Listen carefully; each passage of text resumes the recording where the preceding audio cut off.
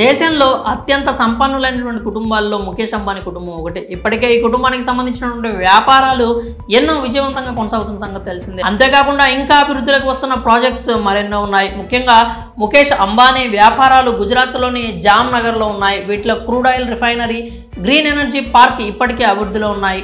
ఇక ప్రస్తుతం అంబానీ కుటుంబం అక్కడ ఓ ఆధ్యాత్మిక ప్రాజెక్టును చేపడుతున్నారు. అటు పారిశ్రామిక వ్యాపారంలోకే కాకుండా ఇటు ఆధ్యాత్మిక అభివృద్ధికి కూడా అంబానీ ఫ్యామిలీ పెద్దపీట వేయనున్నాయి. ప్రస్తుతం దీనికి సంబంధించిన వీడియో ఒకటి సోషల్ మీడియాలో షికారు చేస్తోంది. అయితే అనంత్ అంబానీ రాధికాల వివాహానికి ముందే సుమారు 14 దేవాలయాల నిర్మాణాన్ని చేపట్టారు.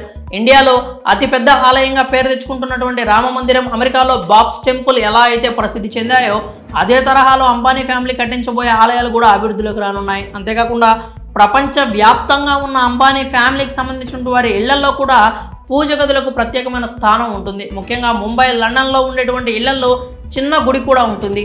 ఇక ప్రస్తుతం గుజరాత్లోని అంబానీ కుటుంబానికి కేర్ ఆఫ్ అడ్రస్గా నిలిచిన జామ్నగర్లో 14 ఆలయాల నిర్మాణంతో సరికొత్త ఆధ్యాత్మిక శోభను తీసుకురానున్నారు. కాగా ఈ ప్రాజెక్టును నీతా అంబానీ చేపట్టనున్నారు. నిర్మాణంలో ఉన్న ప్రతి ఆలయం కూడా తరతరాల నాటి ఆధ్యాత్మిక కళాత్మక సంప్రదాయాన్ని ప్రతిబింబించేలా విభిన్నమైనటువంటి దేవతల శిల్పాలతో నిర్మిస్తున్నట్లు సమాచారం. ఇక ఇటీవల ఈ కట్టడాలను సందర్శించడానికి వచ్చిన నీతా అంబానీ అక్కడి కళాకారులతో, భక్తులతో స్నేహపూర్వకంగా మాట్లాడుతూ కళాకారులను ప్రశంసించారు.